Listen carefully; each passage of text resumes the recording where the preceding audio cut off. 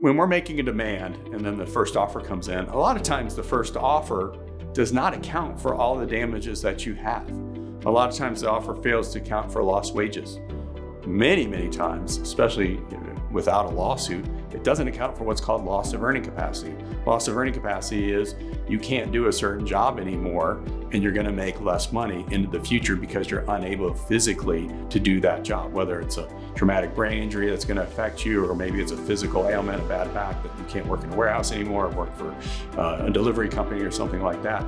Those damages all need to be analyzed, and the loss of earning capacity needs to be extrapolated in the future for a period of time. So that's an important element of damages. Another thing that rarely gets considered is future medical expenses. So you get future medical expenses if the injury is caused by the accident. And that's an analysis that's done between your doctor and our office.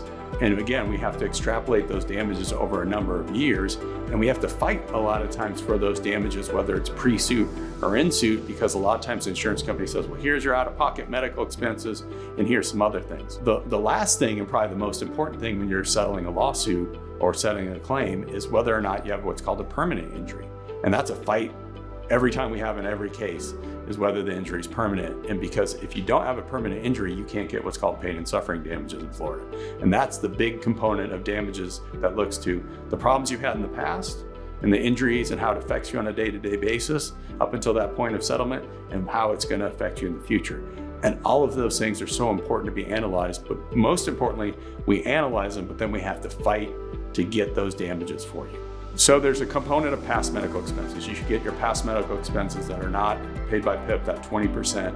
And depending on if you go over that $10,000 mark, you might get more past medical expenses that have to be reimbursed.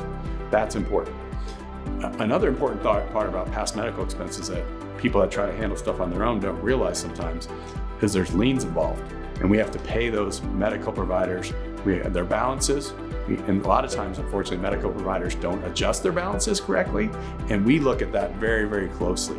We look to make sure that they've made the proper adjustments, they've made the proper PIP adjustments, because a lot of times the bill will say you owe $1,000, but you really only owe $100. So that's a very important analysis that's done by our office in every case. And people just don't understand when they handle cases on their own that they have to do that analysis. Another problem is they don't realize that they have to pay people back.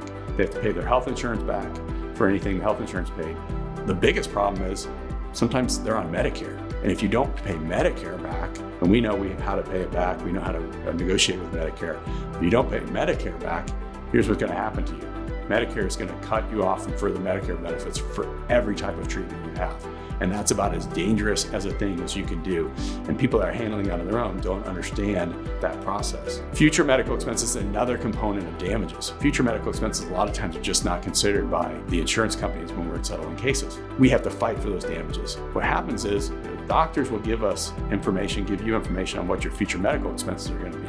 We look at that information, we analyze what makes sense in terms of what the doctor said, and then we extrapolate those damages. If it's something that needs to be once a month, we extrapolate those damages over the course of your lifetime to get you future medical expenses. So those are very important.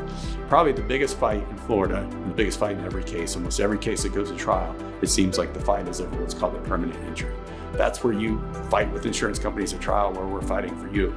It's whether the injury is permanent and caused by the accident. Permanency you have to get what's called pain and suffering damages.